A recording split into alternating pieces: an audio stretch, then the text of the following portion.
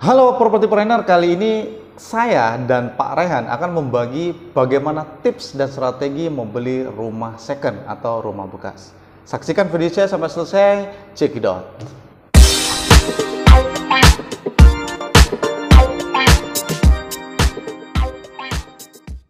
Halo, kembali lagi di channel saya, Bung Raffi. Ya, kali ini saya kedatangan seorang tamu yang sangat luar biasa, namanya Pak Rehan. Ya, selamat siang Pak Rehan. Siang, ya, Bung Raffi. Nah, sebelum teman-teman nanti dijelaskan bagaimana tips dan strategi dari Pak Rehan untuk membeli rumah second, saya akan memperkenalkan dulu siapa sih Pak Rehan ini. Nah, Pak Rehan ini adalah broker real estate expert ya selama 10 tahun. Jadi dia sangat berpengalaman ya untuk di properti, mulai dari penjualan primary maupun penjualan yang secondary. Pak Rehan mungkin sedikit berkenalan, namanya Pak Rehan dan backgroundnya di dunia properti itu sudah berapa lama? Silakan.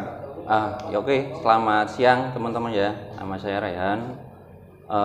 Mulai bergabung udah kurang lebih ya 10 tahunan lah di properti. 10 tahun ya, lumayan lama ya. Ya begitulah Pak Bung Raffi.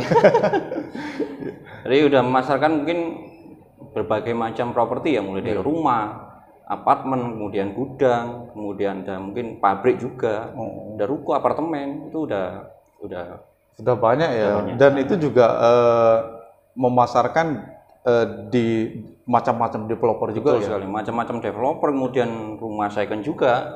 Mulai dari developer yang kelasnya bawah sampai yang nasional juga. Yang terakhir saya dengar yang ikut yang lumayan ini ya developernya hebat ya di Indonesia, salah satunya saya nggak boleh sebut nama, cuman dia termasuk salah satu yang berprestasi di properti developer skala nasional ya.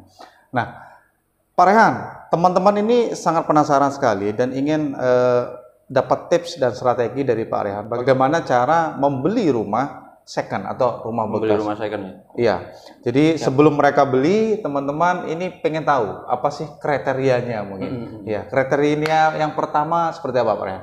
Kalau teman-teman ya ada rencana mau beli rumah second, cari rumah second, yang pertama harus dipastikan dulu lingkungannya. Lingkungannya. Betul. Mungkin kalau yang belum familiar dengan lokasinya, bisa langsung disurvei. Oke. Disurvei langsung. Jadi nanti biar tahu lokasinya, lingkungannya, kemudian jalan-jalannya juga. Berarti kriteria rumah second yang lingkungannya aman dan bagus itu termasuk daripada keamanan seperti security-nya ya. Betul sekali. Ada jadi yang jadi berbagai perumahan kan punya konsep seperti one gate system. Kemudian road jalannya juga, kemudian lingkungannya, tampak desain konsepnya keseluruhan perumahan itu kan beda-beda. Warga sendiri kita harus lihat nggak? Penting nggak? Penting sekali. Karena kan kalau beli rumah kan pasti teman-teman untuk ditinggali. Nah pasti untuk berinteraksi dengan lingkungan sekitar. Sehari-hari ya, berarti harus aman dari sisi keamanan, terus dari kenyamanannya juga, sama dari interaksi sesama penghuni perumahan. Betul sekali. Yang ada di lingkungan tersebut ya. Kan juga nanti berkaitan dengan keluarga juga, tumbuh kembang anak istilahnya kan. Jadi harus jangka panjang. Jangka panjang ya, bukan hanya kita ya beli asal beli gitu. Betul sekali. Jadi harus melihat dari sisi lingkungan itu sangat penting sekali. Kriteria yang lain Pak Rehan?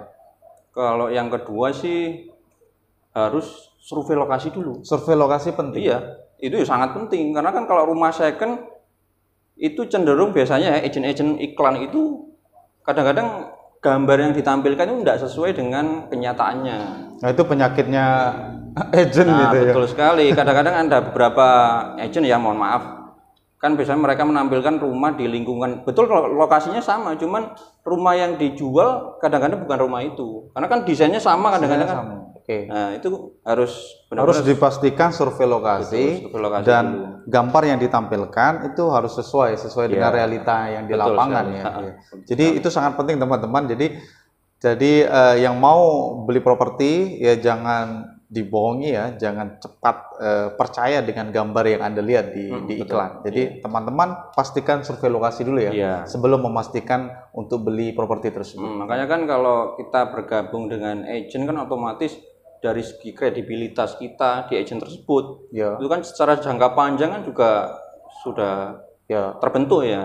Jadi kan dan dipertahankan ya harusnya. Betul. Jadi yang baik, para pencari rumah biasanya yang mau cari rumah second itu bisa cari agent-agent atau membernya yang berkualitas atau memang sudah berpengalaman. Minimal dia ya integritasnya tinggi ya. Jadi apa yang dia omongkan dengan apa yang dia lakukan itu sama. Ya, betul. Iya.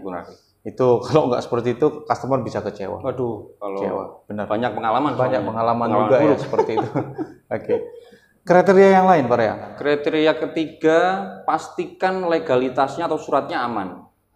Jadi misalkan teman-teman yang sedang cari rumah, misalkan udah janjian sama broker ya atau agent, ketika survei rumahnya kan pasti ketemu yang punya tuh. Atau bisa jadi agentnya juga punya untuk kopi legalitasnya. Bisa dilihat dulu kopi legalitas suratnya, kemudian IMB-nya, PBB-nya, dan dipastikan lagi surat yang asli itu dalam posisi ready atau misalkan tidak tergadai dengan on-hand ya. Iya, betul. Berarti teman-teman pastikan surat yang Anda mau beli rumah tersebut itu pastikan on-hand. Artinya on-hand itu adalah dipegang. Kalau memang nggak dipegang, suratnya di mana ya gitu ya? Betul sekali. Atau digadai kah atau masih proses di bank, masih dalam proses KPR gitu ya? Biasanya kan orang jual kan tidak melulu orang jual dulunya belinya cash. Jadi ada yang sistem KPR kan pastinya mereka juga masih mencicil rumah tersebut. Oke. Jadi kalau dengan case seperti itu nggak masalah. Karena biasanya orang beli dengan kredit ya, bank itu. Bank ya. Berarti untuk sertifikasinya atau legalitasnya udah aman. Oke.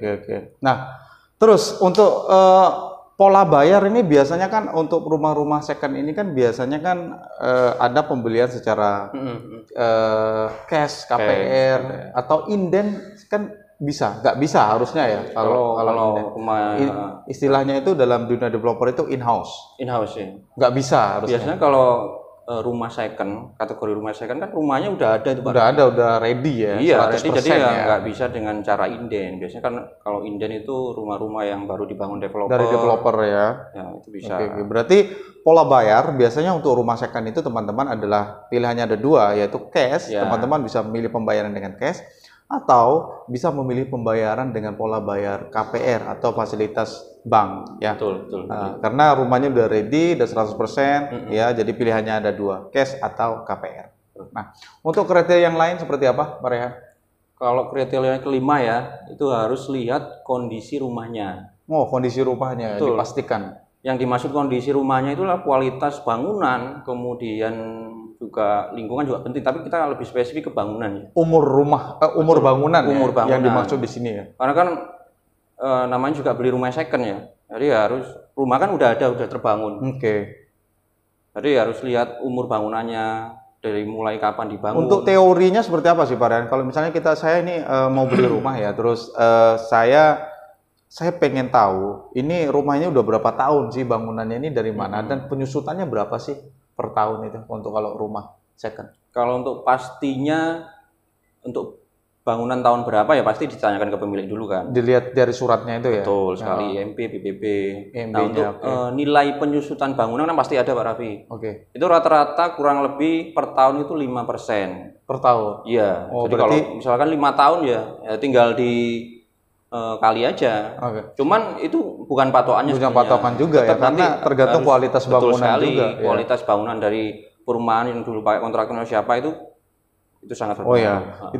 Itu sangat penting sekali teman. Jadi kondisi rumah itu berkaitan sama kondisi daripada bangunannya. Jadi bangunannya ini ya memang secara teori sih katanya sebagian teori ya 5% per tahun.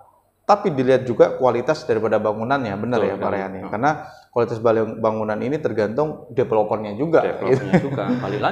Balik lagi gitu kan. Kecuali rumah yang kita bangun sendiri, kualitasnya pribadi sesuai mau kita. Betul sekali. Oke, kriteria yang lain Pak Rehan seperti apa? Kriteria lain adalah budgetkan untuk renovasi. Renovasi itu harus dibudgetkan ya untuk beli rumah second. Karena kan setelah lihat kualitas bangunan, umur bangunan, kan pasti kalau beli rumah second harus ada renovasi ya.